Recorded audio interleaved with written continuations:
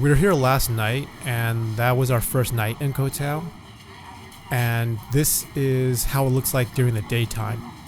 And it is completely different. So during the daytime, there's definitely a different vibe. It's not as active, but you get to see everything fully open. A lot of the stores that were closed at night are actually open, and a lot of the night stalls that are open during the nighttime are closed during the day. So it's kind of a different environment from night to day. And also, one big thing is that in a city like Bangkok, there's just a lot of air pollution. So that's what's really nice about these islands, is that the air quality is really nice. You get that really nice coastal breeze that blows by, and you don't get that air pollution that you get from any of the bigger cities. I definitely enjoy the vibe out here. There is just a very relaxed feeling, and people are very laid back out here. So just walking down these paths, it's just so beautiful. There's all this greenery just growing everywhere. Some areas, it almost looks like you're traversing through a London countryside. And it doesn't even feel like you're in Thailand, but then you see how some of these storefronts are made out of stone or thatched with palm fronds, and it just gives like this beautiful natural look that you don't find in every area. This is definitely one of my favorite islands just because of how developed it is, but it's not developed in a way where it just makes it look super posh and obnoxious. It still has just these elements and these nice touches of quaintness and just a really nice subtle charm. I really love this area. It's really cool, and it just seems like there's a lot of these cool little shops open up, and it's really a nice place to just do some shopping. And there's a lot of really cool, interesting things here. You can actually do scuba diving, snorkeling. So there's definitely a lot of things to do out here. It's also really clean out here too. You don't see litter. And it's really cool because they also hang a lot of cool decorations. You'll see a lot of these lanterns that will get lit up at night. But even during the day, they look really beautiful because they're actually colored. But it is really beautiful how every one of these streets looks slightly different from each other. And these trees overhang on the pathway, and it just creates a really nice canopy while you're walking underneath them. I love how every storefront and home here is just covered with potted plants. And what often happens is that these plants outgrow their pots, and they will start to actually just wind around and trace all along the paths, and they will crawl along the walls.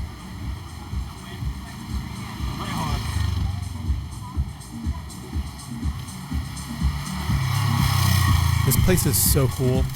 I love all of this greenery. There's just this relaxed, chill vibe, and some of these buildings look so cool. Like this one building here, it almost looks like something that you'd see like in Greece or like some gaudy architecture. It looks like fresco, and that's the really nice thing about Thailand, is that this building here, there's a hut roof where it's thatched with palm fronds. And a lot of these places look so different and so unique.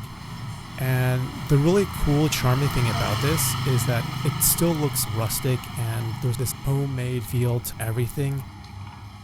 There's a complete difference between this and something that looks like an industrial condo, and something that looks like so built up and industrialized that it takes all the charm away.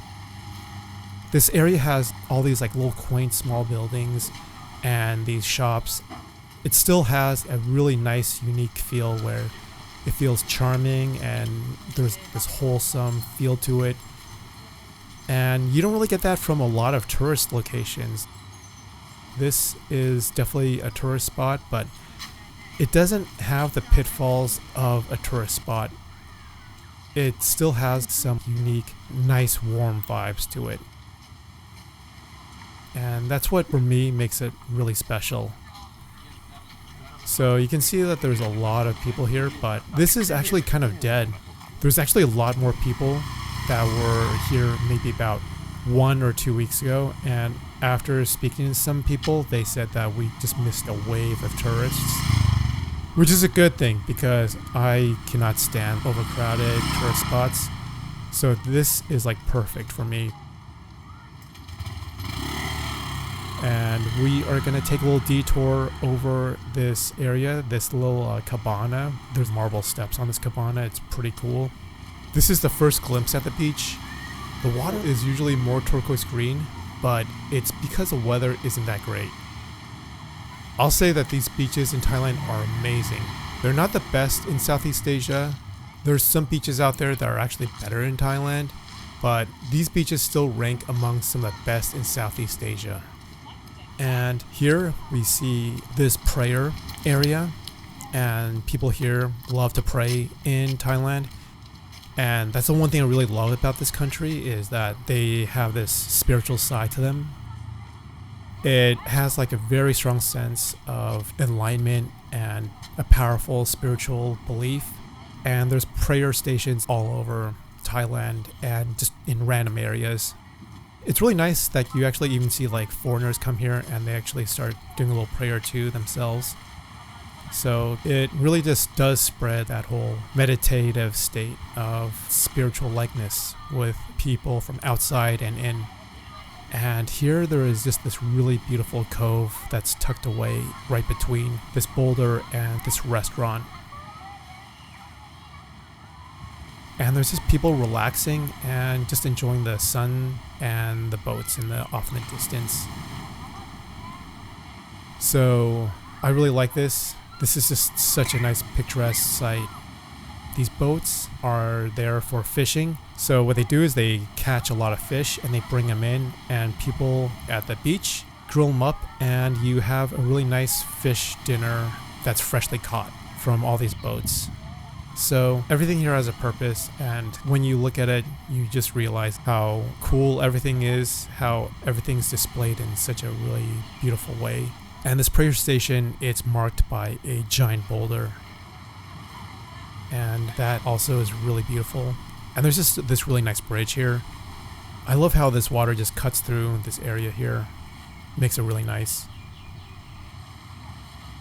And going back to the spiritual belief, the one really cool thing about this country is that there's this really deep, rich spiritual belief of karma. And the karma here is more heavier, more pronounced, and stronger than I've felt in any other country. And with the Buddhism, there is that sense of do one to others how you'd feel them to do to you. So I love how there is that really strong sense of empathy in this country, and you definitely do feel that.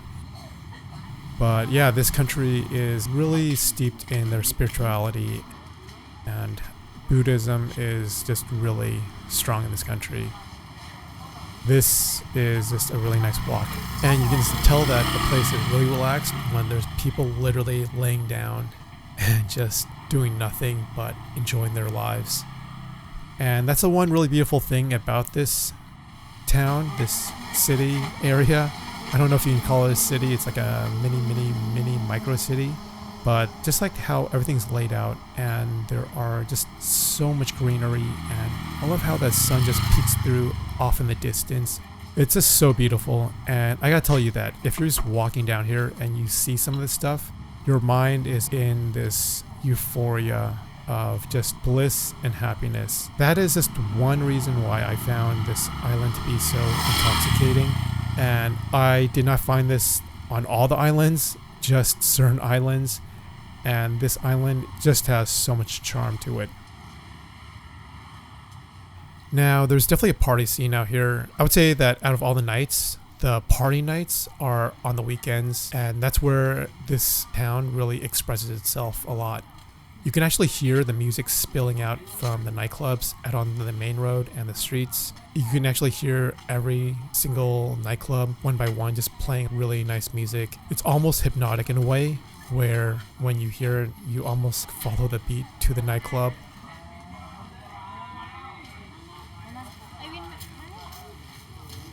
So we're gonna take a walk on the beach and actually check out the beach for the first time. and this is just gorgeous. So we are approaching almost, I would say about 20 minutes before sunset. I love how all these palm trees are laid out in the sun, and they cast some really beautiful shadows that line the beach. There's tons of fishing boats, and these fishing boats actually catch a lot of fish that people grill up on the beach. Some of these boats are boat taxis, and they're here to shuttle you to different islands. And you will notice that there's tons of stray dogs here. These dogs, they tell you not to pet them. I definitely believe it because they don't look like they're friendly. But I gotta say that these dogs probably live the best life out here. So the beach here is just a really nice walk. I gotta say that the sand grains here are just really soft and pillowy and not coarse at all. Really pleasant beach to walk on.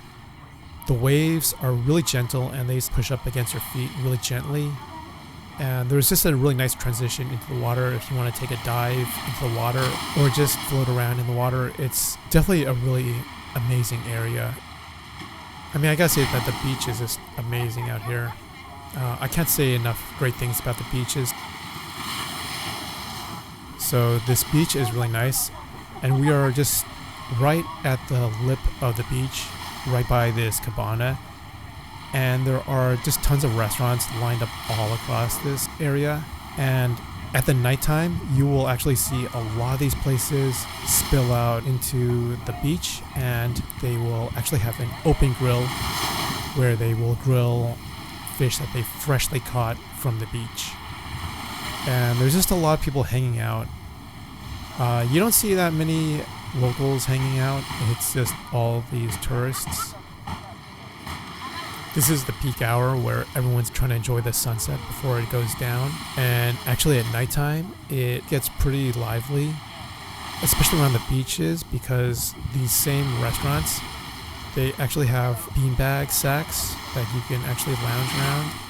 And they have an open bonfire at every one of these places. So you just buy drinks, buy food, and you can hang out here and enjoy it. It's really relaxing, really beautiful. The water never comes up to the beach where it's actually touching you, which is cool because I've been to other beaches and the high tide will push up against the beaches, but even at midnight here, it's still just really calm and relaxing, and it never gets cold. That's the amazing thing. Now, there is this dark side to Koh Tao, and this place, as beautiful as it is, has been nicknamed Death Island or Murder Island, because people have actually died here, and these are like confirmed deaths. Some of these deaths have happened by strange accidents, and some of these deaths have occurred with tourists. So it is kind of scary because when you go in, that's all you hear about is the reputation of it being a mafia island where people have died. But when you actually enjoy this area, you don't feel that at all, and you'd be surprised that it has that reputation. The people who have died have just been British tourists and some German tourists, and it's spanned maybe the last 10 years. Something happened in maybe 2021 recently where it made headlines.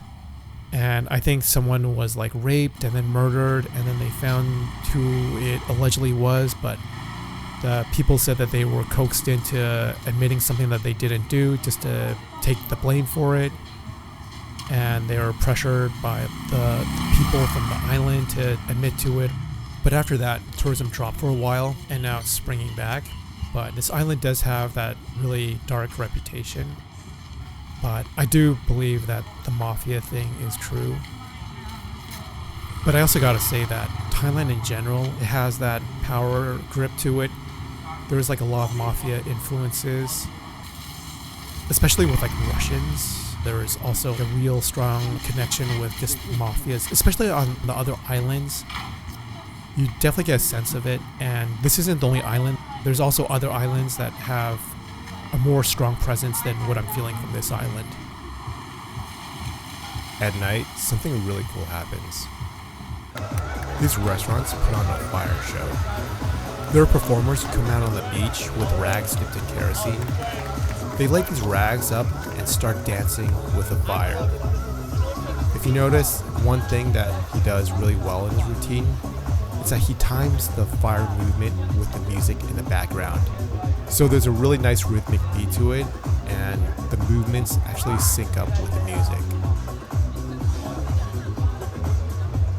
I don't know how this is in other countries where maybe they do this also in like Hawaii, but here in Thailand it's pretty amazing that these people can do it with such skill and not get burned.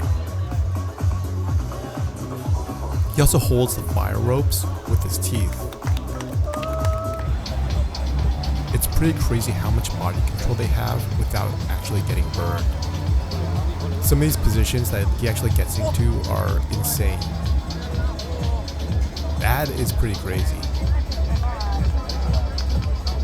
This is pretty incredible, and this is the first time I've seen this. I don't know how long it took to master this, but each one of these performers seems like they've been doing it for such a long time that they're just masters of this, and they do it with ease. So that was just a walkthrough during the daytime of one of my favorite islands out here, Koh Tao, and I hope you enjoyed it. And if you did, please like the video, leave a comment, and hit the subscribe button, and I'll catch you in the next video.